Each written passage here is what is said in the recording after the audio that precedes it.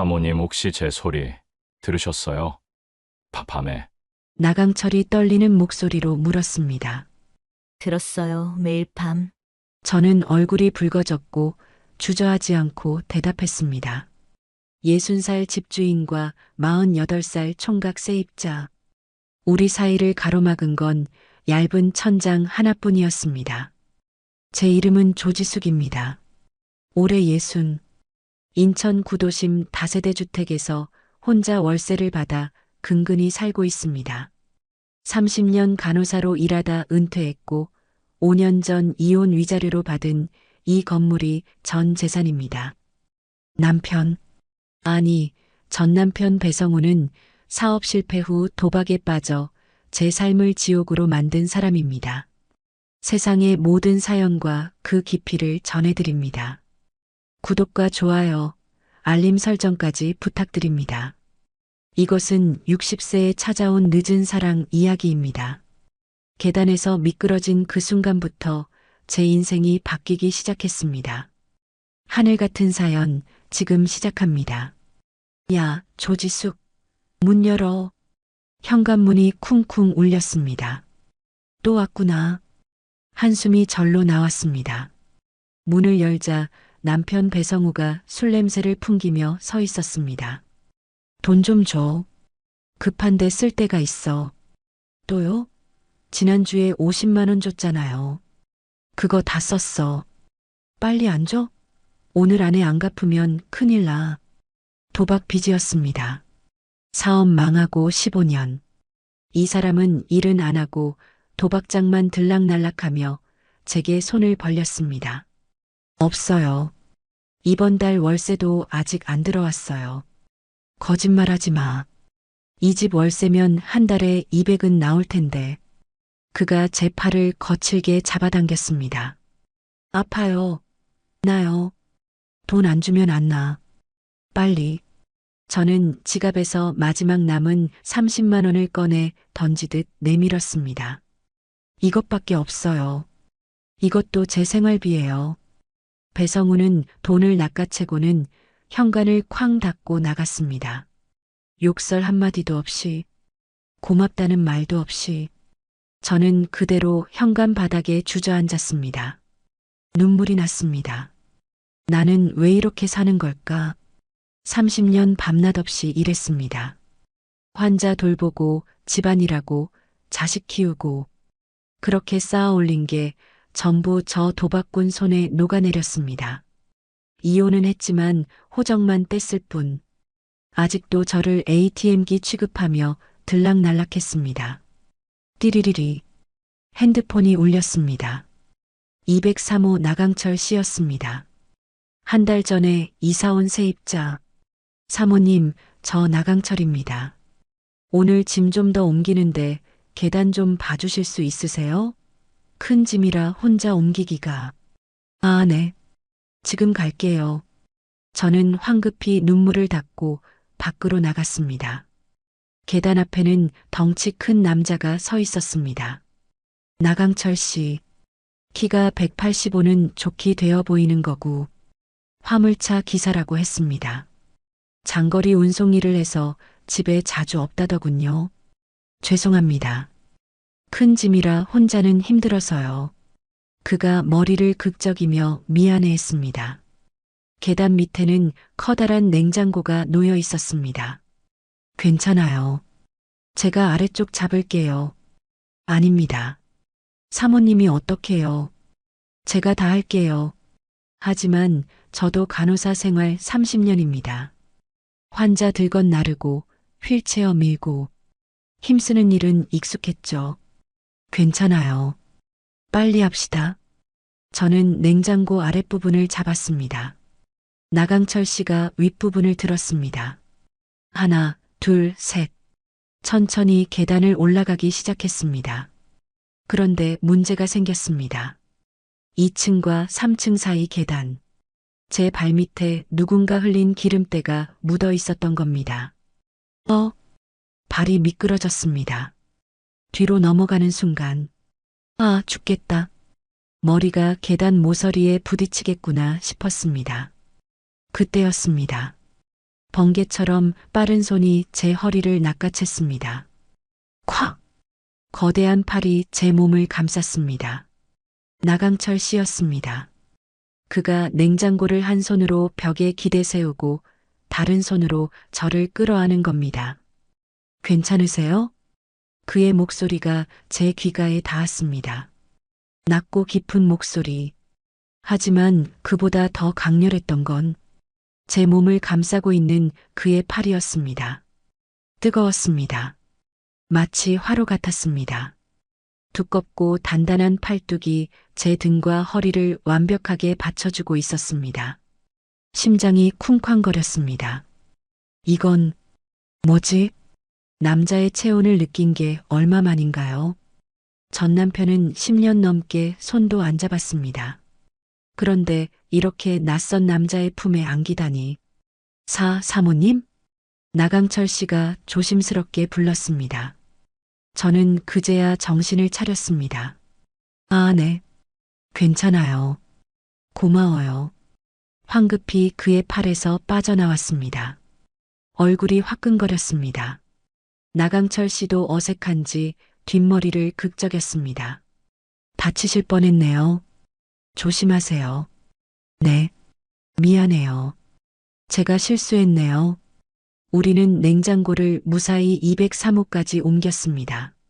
하지만 제 머릿속은 온통 아까 그 순간으로 가득했습니다. 그 뜨거운 체온, 단단한 팔뚝, 그리고 제 몸을 감쌌던 그 안도감. 조지숙, 정신 차려. 나이 예순이야. 예순. 스스로를 다그쳤지만 가슴이 두근거리는 건 어쩔 수가 없었습니다. 그날 밤이었습니다. 침대에 누워 잠을 청하려는데 천장 너머로 소리가 들려왔습니다. 203호. 나강철 씨가 사는 방. 벽이 얇은 다세대 주택이라 소리가 다 들렸습니다. 거친 숨소리. 그리고 침대가 삐걱거리는 소리. 아, 낮게 깔린 신음. 혼자 사는 남자의 밤. 외로움을 달래는 시간. 저는 귀를 막았습니다. 하지만 소리는 계속 들려왔습니다. 들으면 안 돼. 이러면 안 돼. 그런데 이상했습니다. 귀를 막아야 하는데 오히려 더 집중하고 있는 제 모습. 숨소리가 거칠어질 때마다 제 심장도 덩달아 빨리 뛰었습니다. 미쳤어. 나 완전 미쳤어. 이불을 뒤집어 쓰고 눈을 질끈 감았습니다. 하지만 잠은 오지 않았습니다. 그날 밤, 저는 새벽까지 잠을 이루지 못했습니다. 천장 너머 소리가 멈춘 뒤에도 제 가슴은 한참 동안 진정되지 않았습니다. 그 뒤로 밤이 두려워졌습니다. 아니, 두렵다기보다는 이상하게 긴장됐습니다. 침대에 누울 때마다 귀가 천장 쪽으로 쏠렸습니다. 오늘도 들릴까? 밤 11시쯤이었습니다. 203호에서 현관문 닫히는 소리가 들렸습니다. 나강철 씨가 운송일을 마치고 돌아온 겁니다. 발소리가 들렸습니다. 쿵쿵. 무거운 발걸음. 샤워기 물소리가 들렸습니다. 저는 이불을 턱까지 끌어올리고 눈을 감았습니다. 자자. 빨리 자야 해. 하지만 귀는 저절로 깨어 있었습니다. 물소리가 멈췄습니다. 침대에 눕는 소리. 삐걱. 그리고 정적. 한참 후 거친 숨소리가 들려오기 시작했습니다. 낮게 깔린 신음. 침대가 규칙적으로 흔들리는 소리. 혼자 사는 남자의 밤. 외로움을 달래는 시간. 안 들어야 해. 이러면 안 돼. 하지만 제 손은 귀를 막지 않았습니다. 오히려 숨을 죽이고 더 집중하고 있었습니다. 심장이 빨리 뛰었습니다. 아랫배가 간지러웠습니다. 조지숙, 너 미쳤어. 60살이 뭐 하는 거야? 스스로를 다그쳤지만 제 몸은 이미 반응하고 있었습니다. 얼굴이 화끈거렸습니다. 손끝이 떨렸습니다. 그의 거친 숨소리가 점점 빨라졌습니다. 그리고 낮은 신음 하나. 그 후 정적. 저는 이불을 뒤집어 쓰고 숨을 몰아쉬었습니다. 심장이 터질 것 같았습니다. 나 정말 이상해졌어. 완전히. 그날 밤도 저는 새벽까지 잠을 이루지 못했습니다. 다음 날 아침이었습니다. 월세 받을 날이었습니다. 203호 나강철 씨는 항상 정확하게 입금했지만 영수증을 드리기 위해 초인종을 눌렀습니다. 띵동. 네, 잠깐만요. 안에서 나강철 씨의 목소리가 들렸습니다. 잠시 후 문이 열렸습니다. 아, 사모님. 죄송합니다. 막 씻고 있었는데 그는 머리에서 물이 뚝뚝 떨어지는 채로 서 있었습니다. 상체에는 얇은 회색 티셔츠 한 장, 물기에 젖어 몸에 찰싹 달라붙어 있었습니다. 넓은 어깨, 떡 벌어진 가슴, 울퉁불퉁한 근육의 결이 적나라하게 드러나 보였습니다. 저는 눈을 돌려야 했습니다. 하지만 시선이 고정돼 버렸습니다. 아, 네. 월세 영수증 드리러 왔어요. 제 목소리가 떨렸습니다. 감사합니다. 들어오실래요? 밖에서 서 계시지 마시고. 아니에요. 괜찮아요. 아닙니다. 잠깐만 기다려 주세요. 물 한 잔 드릴게요. 그가 먼저 안으로 들어가 버렸습니다. 저는 어쩔 수 없이 현관 안으로 들어섰습니다. 203호. 혼자 사는 남자의 방. 하지만 의외로 정돈돼 있었습니다. 깔끔한 침대, 정리된 책상, 그리고 창문 너머로 들어오는 햇살. 사모님 앉으세요. 나강철 씨가 물컵을 내밀었습니다. 그때였습니다. 그가 팔을 뻗는 순간 티셔츠 소매가 말려 올라가며 두꺼운 팔뚝이 드러났습니다. 핏줄이 튀어나온 팔뚝, 땀에 젖어 반짝이는 피부. 사모님? 아, 네. 고마워요. 저는 황급히 물컵을 받았습니다.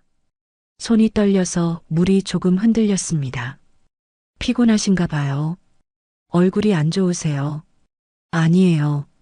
요즘 잠을 좀 못 자서 그래요. 혹시 제가 시끄럽게 해서 그런 건 아니죠? 그의 물음에 저는 화들짝 놀랐습니다. 아, 아니에요. 왜요? 저 새벽에 들어오는 날도 많고 짐 옮기느라 시끄러울 때도 있어서요. 아니에요. 전혀 안 시끄러워요. 거짓말이었습니다. 시끄러운 게 아니라 오히려 너무 잘 들렸습니다. 그의 밤의 소리가 외로움을 달래는 그 시간이. 다행이네요. 저 혼자 사는 게 익숙해서 소리 조절을 잘 못하거든요. 그가 허허 웃었습니다. 순박한 얼굴. 하지만 저는 알고 있었습니다. 저 순박한 얼굴 뒤에 숨겨진 밤의 외로움을, 억눌린 욕구를. 그럼 저 갈게요. 저는 자리에서 일어났습니다. 더 있으면 안 될 것 같았습니다. 제 얼굴이 너무 뜨거워지고 있었으니까요. 네, 감사합니다. 조심히 가세요. 현관문을 나서는데 뒤에서 그의 목소리가 들렸습니다. 저기 사모님. 네. 혹시 외로우시진 않으세요? 갑작스러운 질문이었습니다. 저는 뒤를 돌아봤습니다. 그가 문틈 사이로 저를 바라보고 있었습니다. 왜 그런 걸 물어보세요? 그냥 저도 혼자 살아서 아는데 혼자 있으면 외롭거든요. 그의 눈빛이 슬퍼 보였습니다. 덩치 큰 남자가 어린아이처럼 외로움을 호소하고 있었습니다. 저도 외롭죠. 당연히. 제 입에서 솔직한 대답이 나왔습니다. 그렇죠. 사모님 같은 분도 외로우실 텐데 저 같은 사람은 말할 것도 없죠. 강철 씨 같은 분이 왜 혼자 사세요? 좋은 분인데. 글쎄요. 제가 좀 부담스럽나 봐요. 만나는 여자들마다 부담스러워 하더라고요. 그가 쓸쓸하게 웃었습니다. 그 순간 저는 알아차렸습니다. 아, 이 사람도 저처럼 상처받은 사람이구나. 남들이 보기엔 멀쩡해 보이지만 속은 텅 빈 사람, 부담스러울 게 뭐가 있어요. 강철 씨는 좋은 사람이에요. 사모님은 그렇게 봐주시니까 감사하죠. 그가 저를 똑바로 쳐다봤습니다. 그 눈빛이 뭔가 다른 의미를 담고 있는 것 같았습니다. 그럼 저 갈게요. 네. 조심히 가세요. 문이 닫혔습니다. 저는 계단을 내려오면서 가슴을 쓸어내렸습니다. 왜 이렇게 떨리지? 단순한 대화였을 뿐인데 제 심장은 미친 듯이 뛰고 있었습니다. 그날 저녁이었습니다. 전 남편 배성우가 또 전화를 했습니다. 야, 조지숙. 돈 또 줘야 하는데. 또요? 사흘 전에 줬잖아요. 그거 다 썼어. 빨리 좀. 없어요. 이번엔 정말 없어요. 거짓말하지 마. 월세 들어왔을 텐데. 생활비로 다 나갔어요. 생활비? 혼자 살면서 무슨 생활비가 그렇게 많이 들어? 그가 비아냥거렸습니다. 알아서 하세요. 전 더 이상 안 줘요. 뭐, 2년이 감히. 저는 전화를 끊어버렸습니다. 손이 떨렸습니다. 화가 났습니다. 동시에 무서웠습니다. 저 사람이 집에 쳐들어오면 어떡하지? 그때였습니다. 현관 초인종이 울렸습니다. 띵동. 설마. 인터폰 화면을 확인했습니다. 나강철 씨였습니다. 사모님, 저 나강철입니다. 김치 좀 나눠주실 수 있으세요? 사먹는 건 맛이 없어서요. 저는 문을 열었습니다. 그가 서 있었습니다. 아, 죄송합니다. 저녁 시간에. 아니에요. 기다리세요. 김치 담아드릴게요. 저는 김치통을 꺼냈습니다. 손이 계속 떨렸습니다. 아까 전화 통화 때문인지 아니면 그가 서 있어서인지. 사모님 괜찮으세요? 손이 떨리시는데. 아, 네. 괜찮아요. 무슨 일 있으세요? 얼굴이 안 좋아 보여요. 그의 걱정스러운 눈빛, 그 따뜻한 시선에 저도 모르게 눈물이 핑 돌았습니다. 아무것도 아니에요. 아무것도 아닌 것 같지 않은데요. 그가 한 걸음 다가왔습니다. 현관이 좁아졌습니다. 그의 커다란 몸이 공간을 채웠습니다. 사모님, 힘드시면 말씀하세요. 제가 도와드릴 수 있는 게 있으면. 강철 씨. 네. 고마워요. 그렇게 말해줘서. 그날 밤, 저는 또다시 천장 너머 소리를 들었습니다.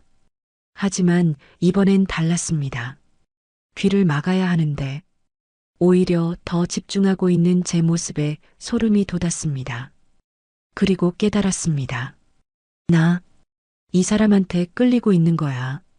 60살 여자가 48살 총각에게. 그날은 눈이 펑펑 쏟아지는 밤이었습니다. 11월 중순, 이른 폭설주의보가 내려져 있었습니다. 창밖은 온통 하얗게 뒤덮여 있었습니다. 저는 이불을 끌어올리고 TV를 보고 있었습니다. 그때였습니다. 퍽! 전기가 나갔습니다. TV 화면이 꺼졌습니다. 거실이 순식간에 암흑으로 변했습니다. 어머! 핸드폰 손전등을 켜고 일어났습니다.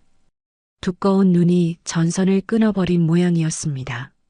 전기가 나가면 보일러도 멈춥니다. 추워지겠네. 옷장에서 두꺼운 이불을 꺼내려는데 위층에서 쿵쿵 소리가 들렸습니다. 203호. 나강철 씨였습니다. 강철 씨도 추울 텐데 혼자 사는 남자, 전기도 안 들어오는 추운 방에서 어떻게 밤을 보낼까요? 내가 왜 이런 생각까지 하지? 고개를 저었지만 발은 이미 현관으로 향하고 있었습니다. 계단을 올라가 203호 초인종을 눌렀습니다. 띵동. 대답이 없었습니다. 다시 눌렀습니다. 강철 씨, 저 사모님이에요. 문이 열렸습니다. 두꺼운 패딩을 입은 나강철 씨가 나왔습니다. 손전등을 들고 있었습니다. 사모님, 이 밤에 왜? 전기 나갔죠? 추울 텐데. 괜찮습니다. 이불 덮고 자면 돼요. 보일러도 안 돌아가요. 밤새 얼어 죽겠어요. 괜찮습니다. 그가 괜찮다고 했지만 입김이 하얗게 새어나오고 있었습니다. 이미 방 안이 냉동실처럼 차가워진 겁니다. 아래로 내려오세요. 네. 제 집으로 오라고요. 거기서 주무세요. 제 입에서 나온 말에 저도 놀랐습니다. 혼자 사는 여자 집에 남자를 들이겠다니. 그것도 밤에. 아닙니다. 괜찮습니다. 제가 어떻게... 강철 씨가 얼어 죽으면 제가 책임져야 해요. 세입자 안전은 집주인 책임이에요. 핑계를 댔습니다. 하지만 진짜 이유는 따로 있었습니다. 이 사람과 함께 있고 싶었습니다. 그럼 정말 죄송하지만 잠깐만 있다가 올게요. 그가 이불 하나를 챙겨 들고 저를 따라왔습니다. 제 집 거실, 촛불 몇 개를 켜놓았습니다. 흔들리는 불빛이 거실을 은은하게 비쳤습니다. 앉으세요. 따뜻한 차 끓여드릴게요. 아닙니다. 제가 할게요. 사모님은 앉아 계세요. 그가 부엌으로 가서 가스레인지로 물을 끓였습니다. 캠핑용 버너가 있어 다행이었습니다. 잠시 후 따뜻한 꿀차 2잔이 테이블에 놓였습니다. 우리는 마주 앉았습니다. 촛불이 우리 사이에서 흔들리고 있었습니다. 이렇게까지 해주셔서 감사합니다. 아니에요. 제가 더 마음 편해요. 강철 씨가 위에서 얼어 죽으면 무서워서 잠을 못 잘 거예요. 농담처럼 말했지만 진심이었습니다. 그가 조용히 웃었습니다. 사모님은 참 따뜻하세요. 그냥 집주인으로서 당연한 거예요. 아닙니다. 집주인이라서가 아니에요. 그가 저를 똑바로 쳐다봤습니다. 촛불에 비친 그의 눈동자, 깊고 진지했습니다. 사모님은 제가 만난 사람 중에 제일 따뜻한 사람이에요. 왜 그렇게 생각해요? 저를 있는 그대로 봐주시잖아요. 그의 목소리가 떨렸습니다. 사람들은 다들 제 겉모습만 봐요. 덩치 크다, 무섭다, 부담스럽다. 그렇게만 보죠. 강철 씨는 전혀 안 무서워요. 정말요? 네. 오히려 든든해요. 제 입에서 솔직한 말이 나왔습니다. 그가 눈을 크게 떴습니다. 든든하다고요? 네. 계단에서 떨어질 뻔했을 때 구해주셨잖아요. 그때 느꼈어요. 아, 이 사람은 믿을 수 있는 사람이구나. 그의 눈빛이 흔들렸습니다. 사모님, 그리고 외로운 것도 알아요. 제 말에 그가 움찔했습니다. 밤마다 들려요. 강철 씨가 혼자서 외로움 달래는 소리. 순간 정적이 흘렀습니다. 그의 얼굴이 붉어졌습니다. 들으셨어요? 벽이 얇아서요. 어쩔 수 없이 죄송합니다. 제가 조심했어야 하는데. 아니에요. 조심할 필요 없어요. 제가 손을 뻗어 그의 손을 잡았습니다. 뜨거웠습니다. 거칠었습니다. 하지만 따뜻했습니다. 강철 씨도 사람이잖아요. 외로울 수 있죠. 당연한 거예요. 사모님, 저도 외로워요. 똑같이. 그의 손이 제 손을 꽉 쥐었습니다. 악력이 느껴졌습니다. 하지만 아프지 않았습니다. 사모님, 저 솔직히 말해도 될까요? 뭔데요? 저 사모님이 자꾸 생각나요. 매일 밤 심장이 쿵 내려앉았습니다. 혼자 있을 때마다 사모님 목소리가 들리는 것 같고 웃는 모습이 떠올라요. 강철 씨, 이러면 안 되는 거 아는데 자꾸 그래요. 그가 제 손을 2손으로 감싸쥐었습니다. 저도요. 제 입에서 고백이 나왔습니다. 저도 강철 씨 생각 많이 해요. 천장 너머로 들리는 소리 들으면서 혼자 가슴이 두근거려요. 정말요? 네. 60살 먹고 이러는 제가 우스워요. 우습지 않아요. 전혀. 그가 한 손으로 제 뺨을 감쌌습니다. 손바닥이 뜨거웠습니다. 나이가 뭐가 중요해요. 제 눈엔 사모님이 제일 아름다워요. 그의 얼굴이 가까워졌습니다. 촛불이 흔들렸습니다. 그림자가 흔들렸습니다. 10cm, 7cm, 5cm, 숨결이 섞였습니다. 그의 눈이 저를 묻고 있었습니다. 괜찮아요? 저는 눈을 감았습니다. 괜찮아요. 3cm. 그의 입술이 제 입술에 닿기 직전. 띠리리리리. 핸드폰이 요란하게 울렸습니다. 우리는 화들짝 놀라 몸을 떼어냈습니다. 핸드폰 화면. 배성우. 전 남편이었습니다. 받아야 해요? 나강철 씨가 물었습니다. 저는 고개를 끄덕였습니다. 떨리는 손으로 전화를 받았습니다. 여보세요. 야, 조지숙. 지금 정전이지? 난 지금 찜질방이야. 내일 아침에 갈 테니까 돈 준비해둬. 들려? 100만 원. 내일 아침까지. 뚝. 전화가 끊어졌습니다. 분위기가 깨졌습니다. 나강철 씨가 조심스럽게 물었습니다. 괜찮으세요? 네. 미안해요. 분위기 깼네요. 아닙니다.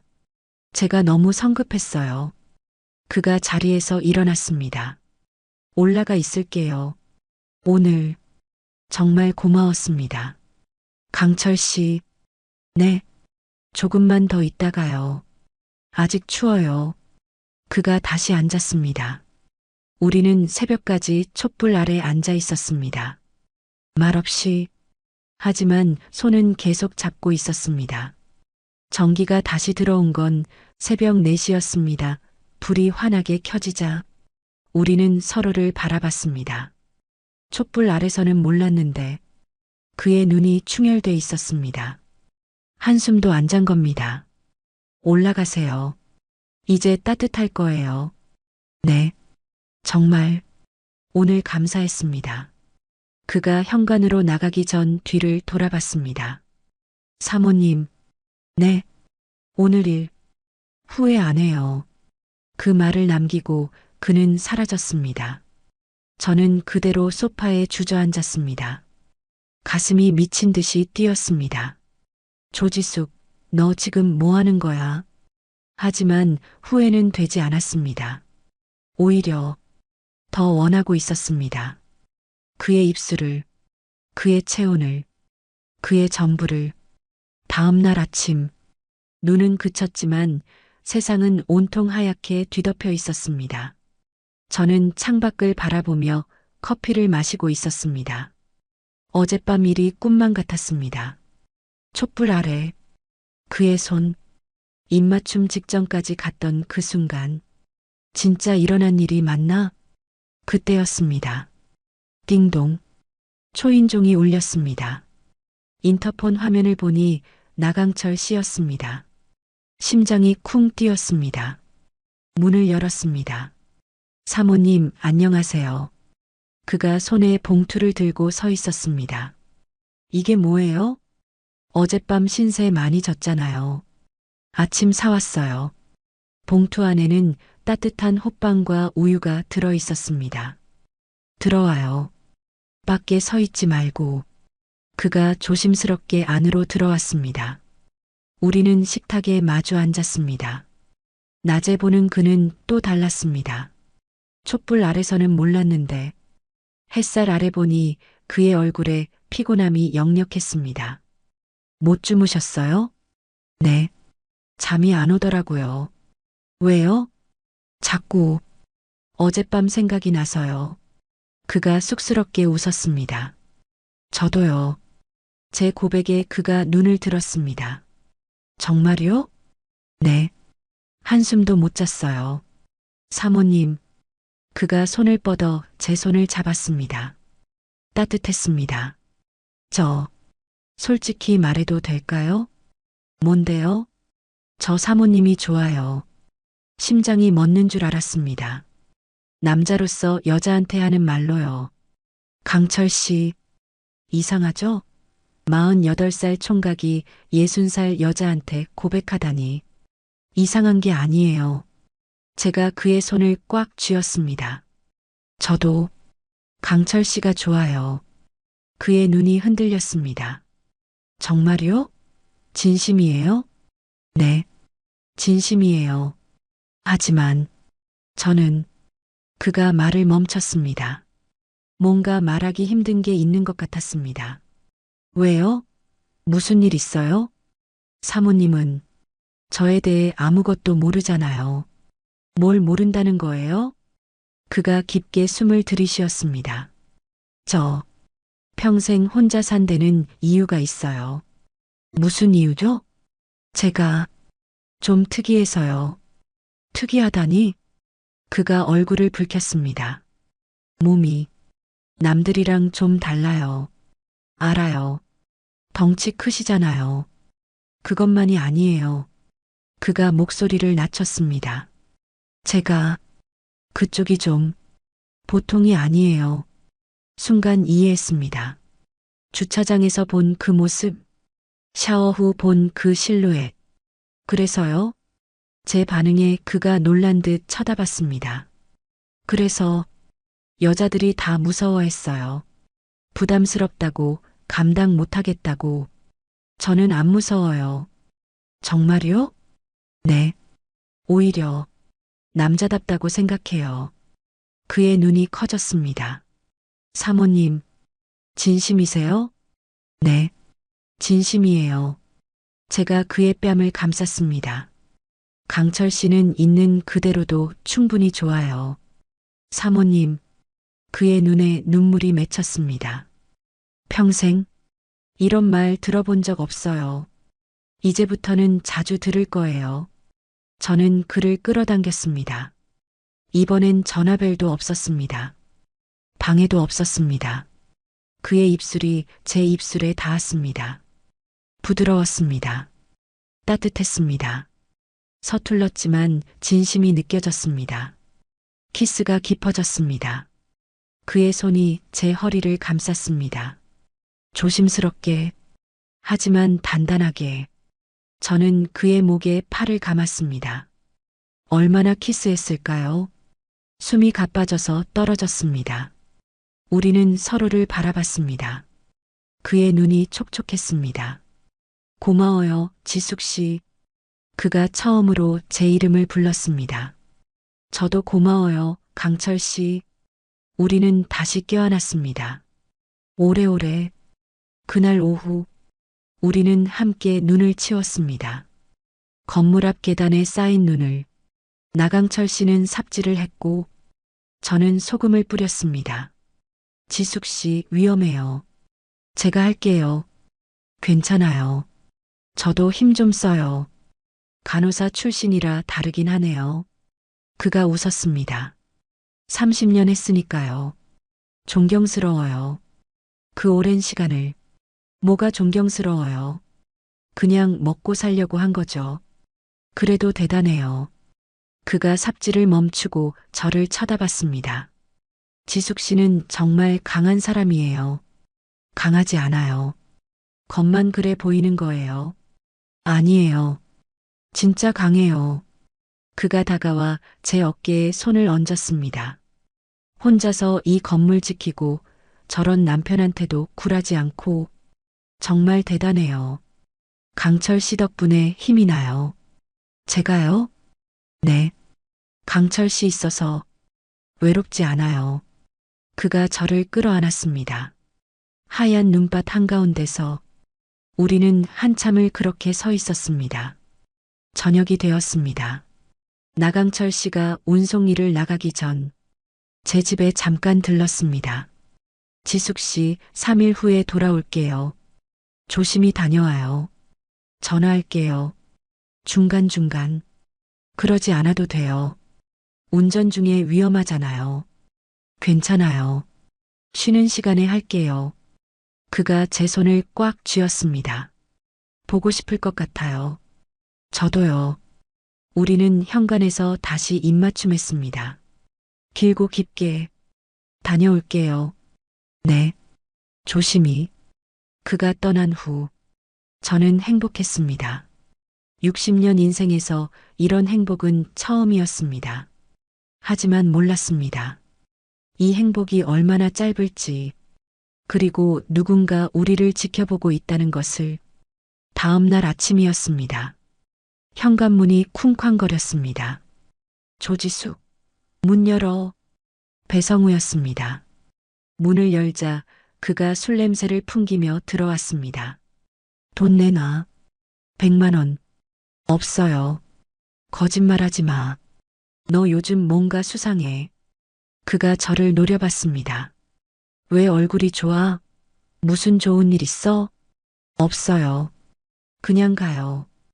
야, 혹시 남자 생겼어? 심장이 철렁했습니다. 무슨 소리예요? 나이 60에 무슨 남자. 그래. 그럼 왜 이렇게 표정이 좋아? 그가 의심스러운 눈으로 집안을 둘러봤습니다. 요즘 세입자들은 뭐하냐? 돈은 잘 내. 잘 내요. 203호 새로 들어온 놈 말이야. 그놈 뭐하는 놈이야? 화물차 기사요. 왜요? 별 이유 없어. 그냥 물어본 거지. 하지만 그의 눈빛이 이상했습니다. 뭔가 의심하고 있었습니다. 돈 진짜 없으면 나간다. 근데 다음엔 꼭 준비해둬. 그가 나갔습니다. 문이 닫히고 저는 가슴을 쓸어내렸습니다. 들킨 건 아니겠지? 불안했습니다. 하지만 증거는 없었습니다. 그렇게 믿고 싶었습니다. 우리의 비밀은 안전하다고. 하지만 세상에 영원한 비밀은 없는 법입니다. 그리고 그 비밀이 탄로 나는 순간은 생각보다 빨리 찾아왔습니다. 나강철 씨가 돌아온 건 3일 후였습니다. 밤 10시 초인종이 울렸습니다. 띵동. 지숙 씨, 저예요. 문을 열자 그가 서 있었습니다. 피곤한 얼굴. 하지만 저를 보자 환하게 웃었습니다. 보고 싶었어요. 저도요. 우리는 현관에서 껴안았습니다. 들어와요. 밥 먹었어요? 아직이요. 라면이라도 끓여줄게요. 고마워요. 그가 안으로 들어왔고 저는 부엌에서 라면을 끓였습니다.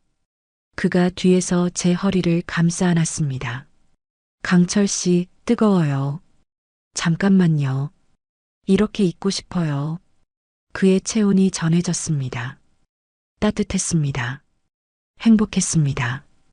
그때였습니다. 현관문 밖에서 인기척이 들렸습니다. 우리는 화들짝 놀라 몸을 떼어냈습니다.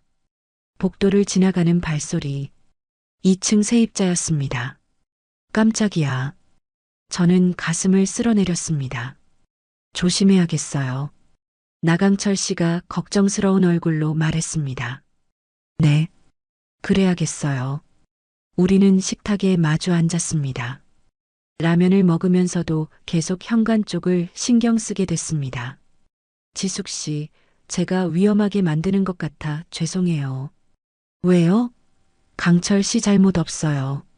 하지만 남편분이 알면 이혼한 사람이에요. 상관없어요.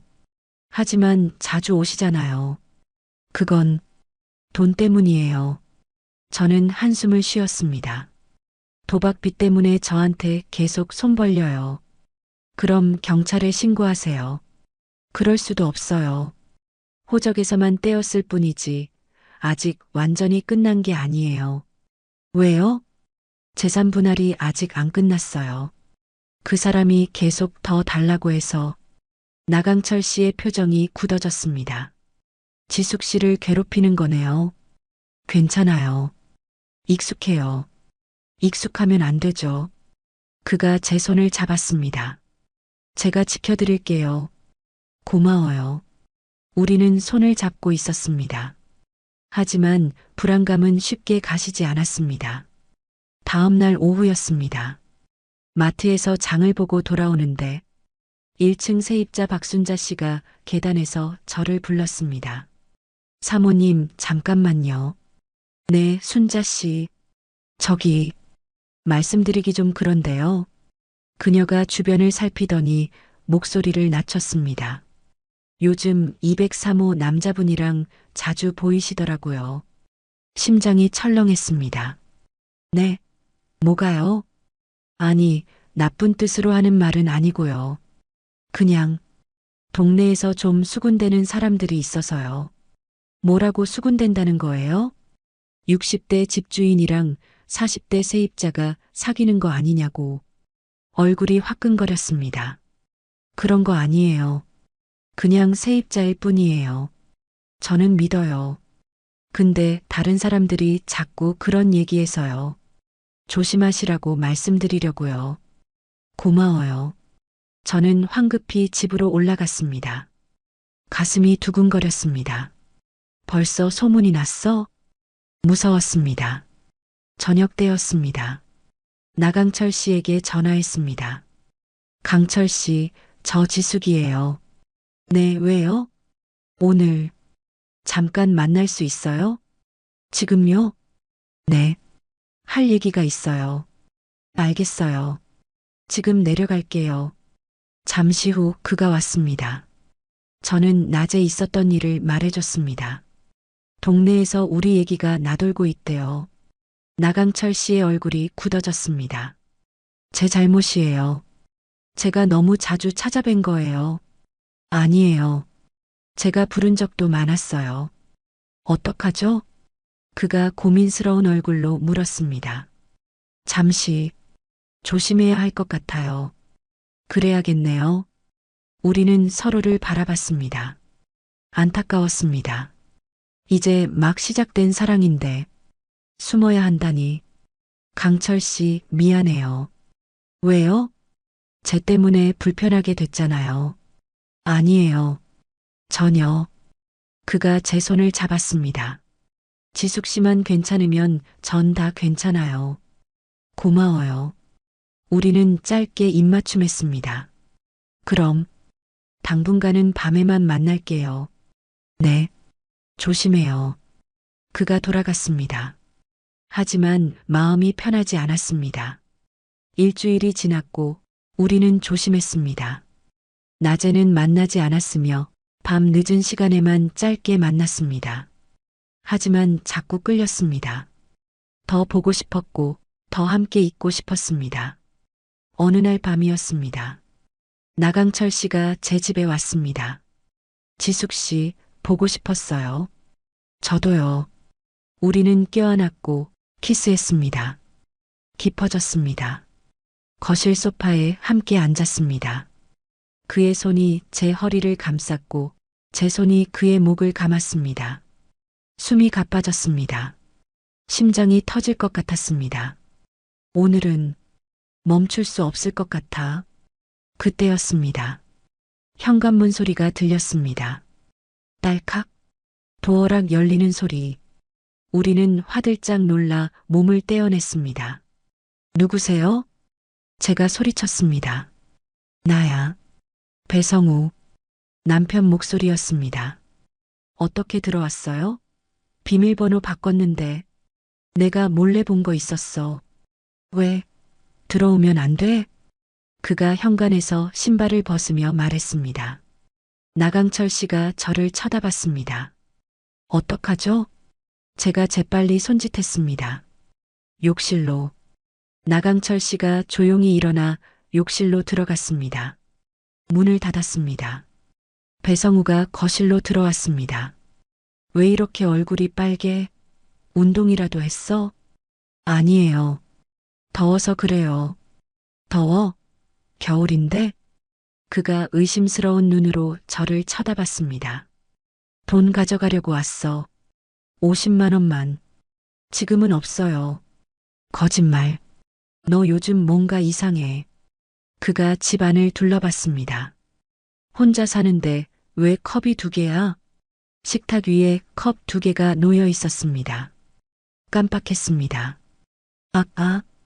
손님 왔었어요. 무슨 손님? 친구요. 친구? 너한테 친구가 어디 있어? 그가 코웃음을 쳤습니다. 그리고 욕실 쪽을 바라봤습니다. 혹시 남자 숨겨놨어?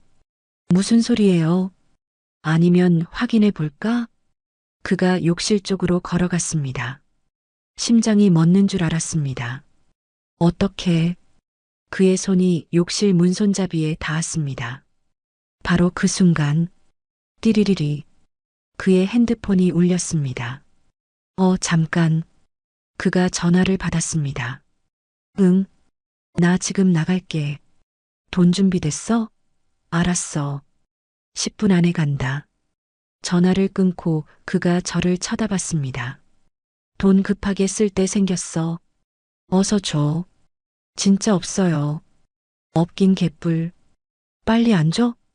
저는 지갑에서 30만 원을 꺼내 던졌습니다. 이것밖에 없어요. 채. 나중에 더 받으러 올 거야. 그가 돈을 챙기고 나갔습니다. 쾅. 현관문이 닫혔습니다. 저는 욕실 문을 열었습니다. 나강철 씨가 숨을 죽이고 서 있었습니다. 괜찮아요? 네. 깜짝 놀랐어요. 미안해요. 위험하게 만들어서. 아니에요. 그가 저를 끌어안았습니다. 놀라셨죠? 네. 심장이 터질 뻔했어요. 우리는 한참을 그렇게 서 있었습니다. 강철 씨, 오늘은 올라가세요. 네. 조심해야겠어요. 그가 집을 나갔습니다. 저는 소파에 주저앉았고 가슴이 아직도 쿵쾅거렸습니다. 이러다 정말 들키겠어. 불안했습니다. 하지만 더 무서운 건 다음에 배성우가 올 때였습니다. 그리고 그날은 생각보다 빨리 찾아왔습니다. 그로부터 이틀 후였습니다. 밤 9시 나강철 씨가 제 집에 왔습니다. 지숙 씨, 저예요. 문을 열자 그가 봉투를 들고 서 있었습니다. 뭐예요? 치킨이요. 같이 먹어요. 들어와요. 우리는 거실에 앉아 치킨을 먹었습니다. TV를 보면서 평범한 연인처럼 맛있어요. 지숙 씨랑 먹으니까 더 맛있네요. 그가 웃었습니다. 저도 웃었습니다. 행복했습니다. 이런 평범한 시간이 너무나 소중했습니다. 지숙 씨, 응? 이번 주말에 바다 갈래요? 인천 앞바다. 바다요? 네. 둘이서 드라이브 하면서. 좋아요. 진짜요? 네. 가고 싶어요. 우리는 손을 잡았습니다. 그럼 토요일에 갈게요. 네. 그때였습니다. 현관문이 벌컥 열렸습니다. 딸칵. 우리는 화들짝 놀라 손을 놓았습니다. 나왔어. 배성우였습니다. 어떻게 또 비밀번호를 바꿨는데도 들어왔습니다. 그가 거실로 들어서는 순간 우리의 모습을 목격했습니다.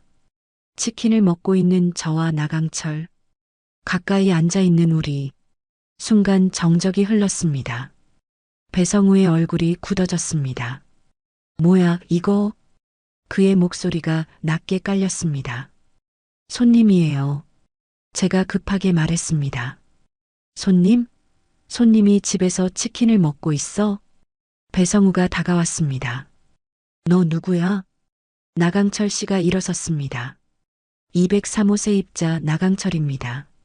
세입자? 세입자가 집주인이랑 밤에 치킨을 먹어? 배성우가 비웃었습니다. 아저씨, 오해하시는 것 같은데. 오해? 뭘 오해해? 너희 둘이 사귀는 거 뻔히 보이는데? 그가 저를 노려봤습니다. 야, 조지숙. 60 먹은 주제에 남자 밝히네. 말 조심하세요. 나강철 씨가 앞으로 나섰습니다. 비켜. 내가 내 마누라한테 하는 말인데 내가 왜 나서? 이혼하셨잖아요. 더 이상 부부가 아니에요. 이혼이? 호적만 뗀 거지.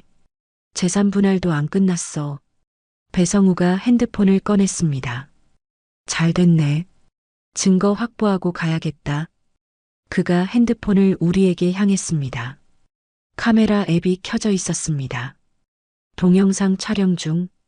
뭐 하는 거예요? 제가 소리쳤습니다. 증거 찍는 거지. 너 바람 피운 증거. 배성우가 우리를 찍기 시작했습니다. 60대 할망구가 40대 총각이랑 집에서 미래.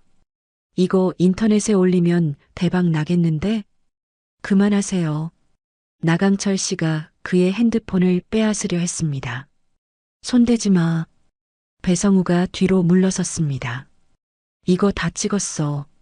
너희 둘이 친하게 앉아 있는 거, 치킨 먹는 거 다. 삭제해요. 삭제? 이미 클라우드에 다 올라갔어. 그가 비웃었습니다. 조지숙 각오해. 이 집 내놔. 안 그러면 이 영상 동네방네 뿌릴 거야. 그럴 수 없어요.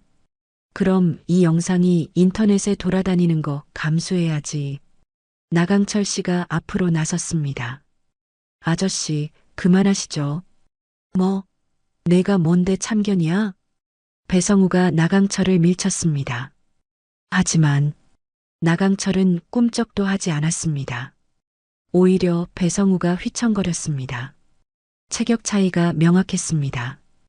185cm 거구 vs 170cm 마른 몸. 건들지 마세요. 나강철의 목소리가 낮게 깔렸습니다. 배성우가 주춤 물러섰습니다.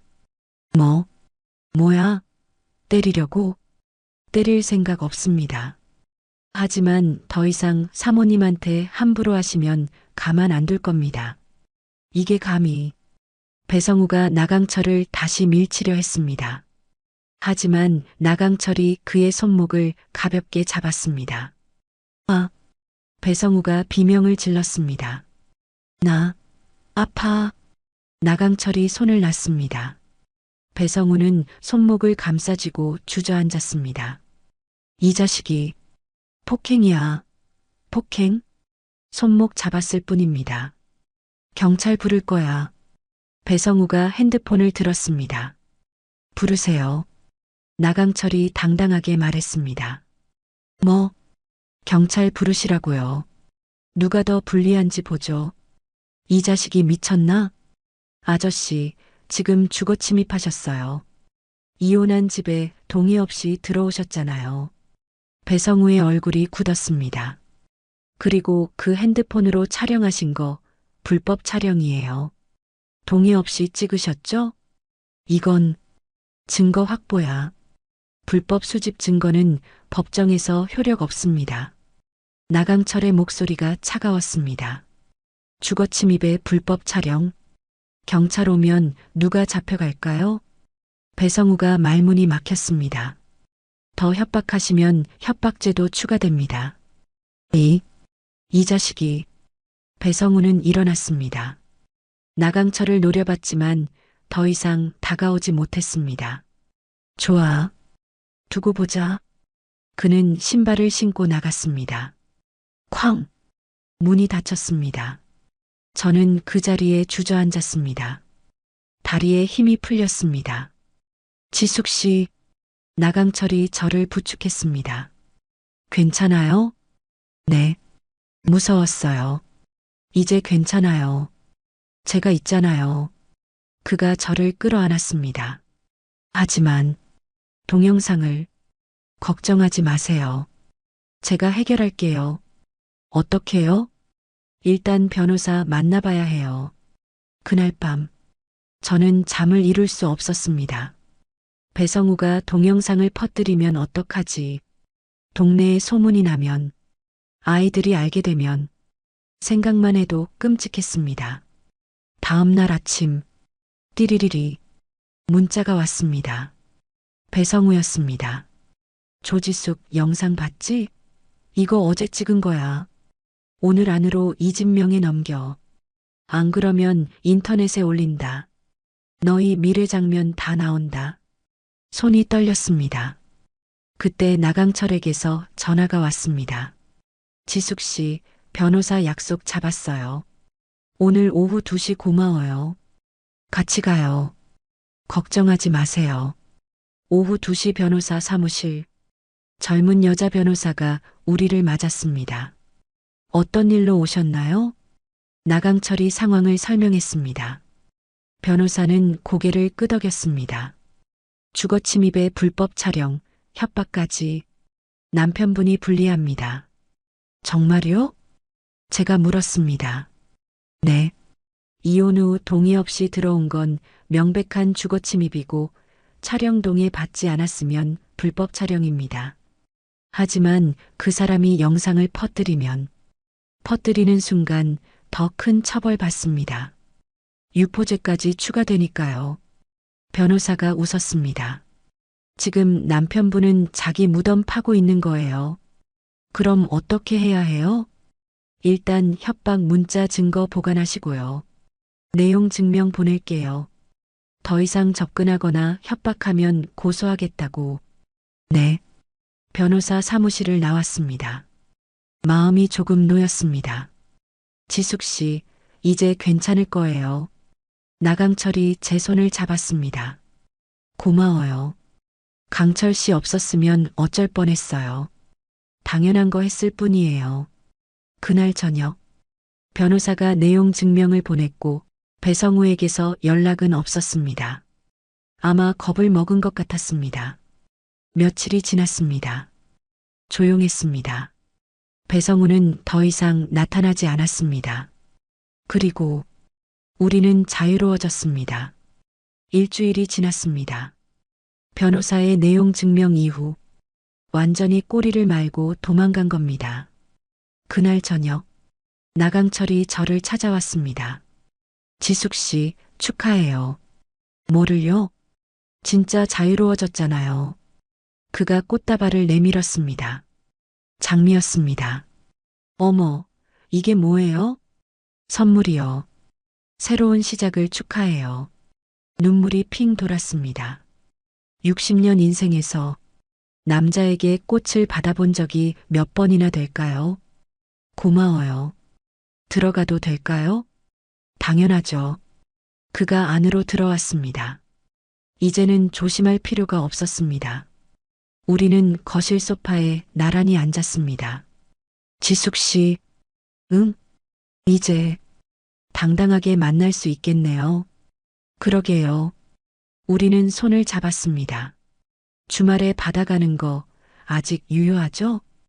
당연하죠. 그럼 토요일 아침 일찍 출발해요. 네. 그가 제 뺨을 쓰다듬었습니다. 지숙 씨 사랑해요. 심장이 쿵 뛰었습니다. 저도 사랑해요. 그가 저를 끌어당겼습니다. 입술이 닿았습니다. 부드럽게 시작된 키스가 점점 깊어졌습니다. 그의 손이 제 허리를 감쌌습니다. 제 손이 그의 목을 끌어안았습니다. 숨이 가빠졌습니다. 심장이 터질 것 같았습니다. 지숙 씨, 그가 제 귀가에 속삭였습니다. 오늘은 저랑 함께 있어 줄래요? 그 말의 의미를 알았습니다. 고개를 끄덕였습니다. 네. 그가 저를 번쩍 안아 올렸습니다. 어머, 가벼워요. 그는 저를 안은 채 안방으로 걸어갔습니다. 침대에 조심스럽게 내려놓았습니다. 지숙 씨, 괜찮아요? 네, 괜찮아요. 하지만 솔직히 말하면 걱정이 됐습니다. 계단에서 느꼈던 그 존재감, 샤워 후 본 그 압도적인 실루엣, 정혜린이 감당 못하겠다고 도망쳤다던 그 이유. 내가 괜찮을까? 60살 몸으로, 10년 넘게 남자를 몰랐던 몸으로 저런 남자를 받아들일 수 있을까? 그가 제 옆에 누웠습니다. 달빛이 창문을 통해 들어왔습니다. 은은한 빛이 그의 윤곽을 비쳤습니다. 넓은 어깨, 두꺼운 가슴, 그리고 시선이 자연스럽게 아래로 향했을 때 심장이 쿵 내려앉았습니다. 역시 얇은 옷감 너머로도 느껴지는 그 무게감과 존재감. 주차장에서 본 것보다 더 명확했습니다. 지숙 씨, 네, 제가 좀 그가 걱정스러운 눈빛으로 말했습니다. 전 여자친구들이 다 부담스러워 했어요. 무섭다고, 감당 못하겠다고. 혹시 지숙 씨도 무서우세요? 저는 그의 손을 잡았습니다. 걱정되긴 해요. 솔직히, 그럼. 하지만 괜찮아요. 강철 씨니까. 정말요? 네. 천천히 하면 될 거예요. 그가 제 이마에 입을 맞췄습니다. 고마워요. 천천히 할게요. 아프면 언제든 말해요. 네. 손끝이 제 뺨을 따라 흘러내렸습니다. 목선을 타고 어깨로, 팔로 모든 곳이 전율했습니다. 아름다워요. 60살인데요. 그의 체온이 전해졌습니다. 뜨거웠습니다. 하지만 두렵지 않았습니다. 지숙 씨 향기 좋아요. 무슨 향기요? 라벤더 향 나요. 따뜻하고 부드러워요. 그의 손이 제 손을 잡았습니다. 손가락을 하나하나 맞물렸습니다. 떨리세요? 네. 많이요. 저도 떨려요. 그의 손도 미세하게 떨리고 있었습니다. 이 큰 남자가 저처럼 떨고 있었습니다. 강철 씨, 저 오랜만이에요. 저도요. 천천히 할게요. 달빛이 점점 희미해졌습니다. 커튼이 살랑거렸습니다. 처음엔 솔직히 놀랐습니다. 이게 진짜구나. 예상은 했지만 실제로는 더 압도적이었습니다.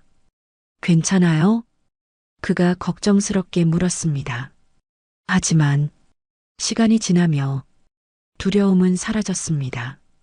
대신, 아, 이런 느낌이구나. 완전히 채워지는 느낌. 텅 비어 있던 제 안이 완벽하게 가득 차는 느낌. 지숙 씨, 괜찮아요? 응, 괜찮아요. 거짓말이 아니었습니다. 정말 괜찮았습니다.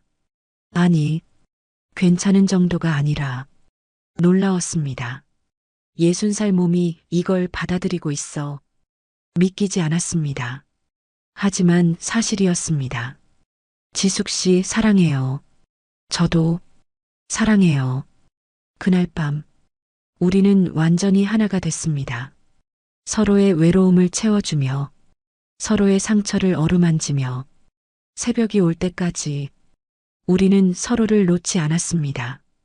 해가 떴습니다. 따스한 햇살이 침대를 비쳤습니다. 눈을 뜨니 온몸이 나른했습니다. 어젯밤은 진짜였구나. 나강철이 제 옆에서 자고 있었습니다. 평화로운 얼굴. 저는 그의 얼굴을 가만히 들여다봤습니다. 그리고 생각했습니다. 감당 못할까봐 걱정했는데 오히려 완벽했습니다. 그의 조심스러움, 천천히 맞춰주던 그 배려, 60살에도 이런 게 가능하구나. 스스로에게 놀랐습니다. 여전히 여자였습니다. 나이가 무슨 상관일까요? 손을 뻗어 그의 뺨을 쓰다듬었습니다. 그가 눈을 떴습니다. 좋은 아침이에요. 좋은 아침이에요, 지숙 씨. 그가 미소 지었습니다. 잘 주무셨어요? 네. 오랜만에 꿈도 안 꾸고 잤어요. 저도요. 우리는 서로를 바라보며 웃었습니다. 지숙 씨, 응? 후회 안 해요? 전혀요. 강철 씨는요? 저도요. 오히려 행복해요. 그가 제 손을 잡았습니다. 평생 이렇게 행복해 본 적 없어요. 받아줘서 고마워요. 받아주다니. 당연한 거예요. 다른 사람들은 다 무서워했는데 저는 안 무서워요. 오히려 완벽했어요. 그의 눈이 커졌습니다. 정말요? 네. 처음엔 놀랐지만 강철 씨가 조심스럽게 해줘서 괜찮았어요. 다행이에요. 우리는 다시 깨어났습니다. 그때였습니다. 띠리리리. 나강철의 핸드폰이 울렸습니다. 누구예요? 그가 화면을 확인하더니 표정이 굳어졌습니다. 정혜린이요. 전 여자친구요? 네. 받을게요. 그가 전화를 받았습니다. 여보세요. 수화기 너머로 여자의 날카로운 목소리가 들렸습니다. 오빠 나야. 어디 있어? 집에 있어. 거짓말. 너네 집 앞인데 차가 없잖아. 지금 어디 있는 거야? 설마 여자 만나는 거야? 혜린아, 우리 헤어진 지 1년 넘었잖아. 그게 무슨 상관이야? 우린 5년 사귀었어. 약혼까지 했잖아. 약혼 파기한 건 너였어. 그건 내가 잘못 생각한 거야. 다시 시작하자. 안 돼. 왜? 내가 뭐가 부족해? 부족한 게 아니야. 그냥 우린 안 맞아. 누구야? 지금 옆에 있는 여자 누구야? 그녀의 목소리가 날카로워졌습니다. 나 지금 가고 있어. 30분 안에 갈게. 뚝. 전화가 끊어졌습니다. 나강철이 난감한 얼굴로 저를 봤습니다. 미안해요. 이럴 줄 몰랐어요. 괜찮아요. 정리해야죠. 네. 이번에 확실하게 정리할게요. 그가 옷을 입었습니다. 지숙 씨, 잠깐만 다녀올게요. 네. 조심해요. 그가 나갔습니다. 30분쯤 지났을까요? 띵동. 초인종이 울렸습니다. 벌써 돌아왔나? 인터폰을 확인했습니다. 나강철이 아니었습니다. 30대 여자, 화장을 진하게 한 정혜린이었습니다. 어떻게 여길 알고? 아마 나강철을 미행한 것 같았습니다. 문을 열었습니다. 누구세요? 아줌마가 누구세요? 여기 나강철 오빠 있죠? 말투부터 싸가지가 없었습니다. 없는데요. 거짓말. 오빠 차 밑에 있던데요. 그녀가 저를 밀치고 안으로 들어오려 했습니다. 저는 문을 막아섰습니다. 주인 허락 없이 못 들어와요. 비켜요. 내가 오빠 찾으러 왔다고요. 강철 씨는 제 남자예요. 돌아가세요. 제 입에서 나온 선언. 정혜린의 눈이 휘둥그레졌습니다. 뭐라고요? 남자? 할머니가 오빠를? 할머니 아니에요. 이름은 조지숙이에요. 나이가 몇인데요? 60이요. 60? 60살이 48살 남자 꼬셔서 그녀가 비웃었습니다. 꼬신 게 아니에요. 서로 좋아해서 만나는 거예요. 웃음내. 오빠가 할머니를 좋아한다고요? 네. 그렇게 말씀하셨어요. 저는 당당하게 말했습니다. 그리고 강철 씨랑은 헤어진 지 1년 넘었잖아요. 왜 계속 찾아오세요? 우린 5년 사귀었어요. 약혼까지 했다고요. 파기한 건 당신이잖아요. 그건 그녀의 목소리가 떨렸습니다. 오빠가 너무 컸어요. 무서웠어요. 그래서 버렸으면서 이제 와서 왜 찾아요? 후회됐어요. 다시 생각해보니까 오빠만 한 남자가 없더라고요. 후회해도 늦었어요. 저는 단호하게 말했습니다. 강철 씨는 이제 저랑 함께해요. 그러니 더 이상 찾아오지 마세요. 그나저나 정혜린이 음흉한 미소를 지었습니다. 60살 할머니 몸으로 어떻게 오빠를 감당해요? 오빠 진짜 엄청난데. 저는 빙그레 웃었습니다. 어젯밤 확인했어요. 충분히 괜찮던데요? 정혜린의 얼굴이 새빨개졌습니다. 뭐라고요? 거짓말. 처음엔 놀랐죠.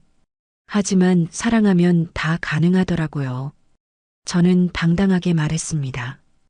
그리고요, 강철 씨는 크기만 큰 게 아니에요. 마음도 크고 배려도 깊어요. 당신은 그걸 몰랐겠지만 60살이 뭘 안다고. 60년 산 거 무시하지 마세요. 경험이 많아요. 강철 씨 같은 남자 다루는 건 어렵지 않더라고요. 미쳤네, 진짜. 그녀는 계단을 쿵쿵 내려갔습니다. 문을 닫았습니다. 가슴이 두근거렸습니다. 내가 방금 뭐라고 한 거야?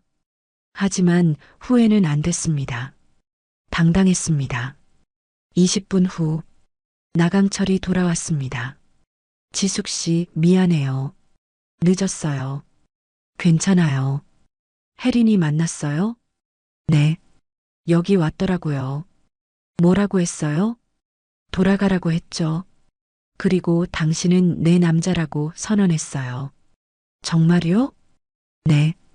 그가 저를 와락 끌어안았습니다. 고마워요. 지숙 씨, 뭐가요? 저를 지켜줘서, 그리고 받아줘서 당연한 거 했을 뿐이에요. 우리는 웃었습니다. 이제 모든 장애물이 사라졌습니다. 남편도, 전 여자친구도, 우리 앞을 막는 건 아무것도 없었습니다. 한 달 후, 이혼이 완전히 성립됐습니다. 배성우는 재산 분할도 포기하고 사라졌습니다. 법원에서 나오는 길, 나강철이 제 손을 꽉 잡았습니다. 축하해요, 지숙 씨. 이제 진짜 자유예요. 네. 믿기지가 않아요. 믿으세요. 이제부터 우리 인생이에요. 우리는 차에 탔습니다. 어디 가요? 바다요. 약속했잖아요.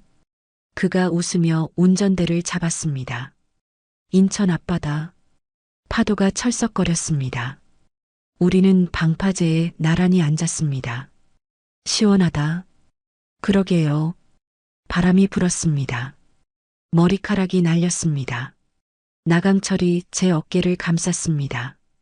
지숙 씨, 응? 저기, 사실 제가 돈 좀 모아놨어요. 알아요. 화물차 기사 오래 하셨잖아요. 얼마나 모았는지 아세요? 글쎄요. 몇 천? 그가 핸드폰을 꺼내 통장을 보여줬습니다. 제 눈이 커졌습니다. 어머, 이게 15년 모았어요. 혼자 살면서 쓸 데가 없었거든요. 억 단위였습니다. 이걸 왜 보여줘요? 이거로 지숙 씨랑 쓰고 싶어서요. 뭐라고요? 여행도 가고 맛있는 것도 먹고 지숙 씨가 하고 싶은 거 다 하고 싶어요. 눈물이 났습니다. 바보 같은 소리. 이건 강철 씨 돈이잖아요. 이제 우리 돈이에요. 그가 저를 안았습니다. 지숙 씨, 저랑 같이 살아요. 정식으로. 네. 혼인 신고하고 부부가 되고 싶어요. 심장이 터질 것 같았습니다. 60살 할머니한테 청혼하는 거예요? 네. 제 인생 처음이자 마지막 청혼이에요.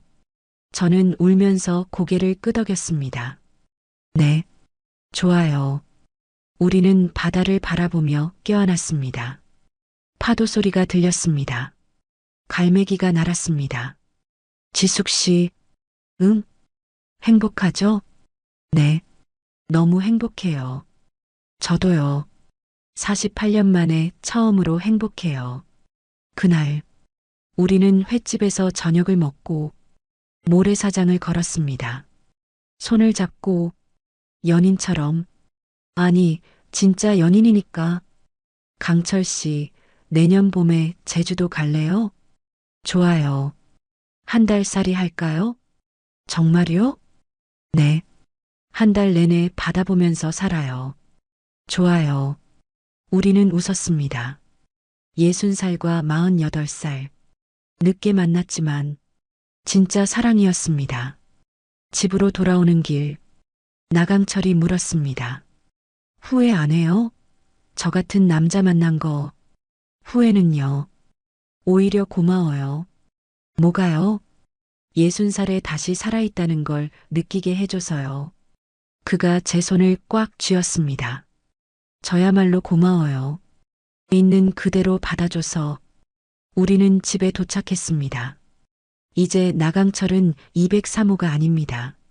제 집, 아니, 우리 집에서 함께 살고 있습니다.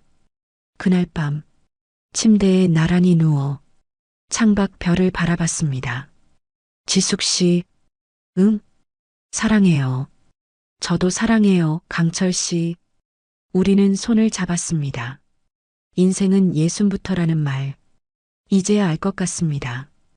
60살에 찾아온 진짜 사랑. 늦었지만 가장 빛나는 제 인생의 봄이었습니다. 하늘 같은 사연, 오늘 이야기는 여기까지입니다. 60살 조지숙 씨와 48살 나강철 씨. 늦게 찾아온 사랑이지만 그 어떤 사랑보다 진실했던 두 분의 이야기였습니다. 나이가 무슨 상관일까요? 사랑 앞에서는 모든 것이 무너집니다. 두 분의 새로운 시작을 응원하며 여러분도 댓글로 따뜻한 응원 한마디 남겨주세요.